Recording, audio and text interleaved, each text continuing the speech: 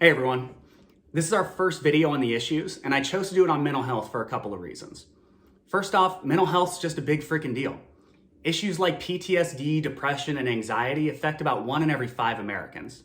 Second, it disproportionately affects our younger populations, and experts expect that'll be a problem that'll only get worse in coming years and decades. So it's really important for us to take this seriously right now. Finally, I wanted to talk about mental health because we need to expand how we think about this issue. It's not just a public health issue, but one that's impacted by many areas of the policy decisions our leaders make in any number of different areas. We need to recognize that mental health is a housing issue, because when we lack affordable housing and our residents are stretching every last dollar to make their rent or mortgage payments, it has negative effects on their mental health. How it's an education issue, especially in a post-COVID world, where our kids will be living with the impacts of distance learning and isolation for decades to come. It's a transportation issue, a criminal justice issue, and a public safety issue. And we need leaders who recognize all of this. And the first thing any city needs to do in building effective mental health policy is to reduce the stigma around seeking treatment. So with that in mind, I'd like to share with you all that I just got back from the pharmacy where I picked up a refill on my Wellbutrin prescription, which I personally take to treat depression.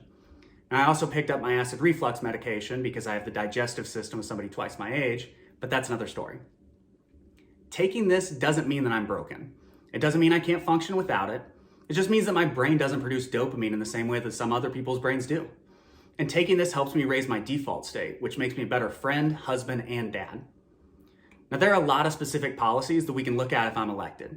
Cities around the country have addressed this issue through policies that do things like guarantee mental health treatment for residents, providing mental health and substance abuse programs, and programs to coordinate with other city departments to prioritize mental health.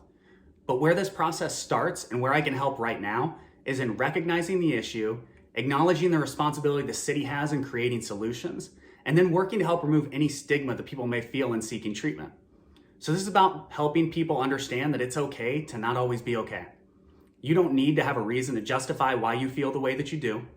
And seeking out help doesn't show weakness, it shows a desire to live your best life possible.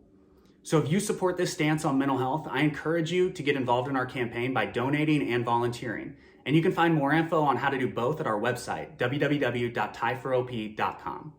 As always, thank you for your time and stay safe.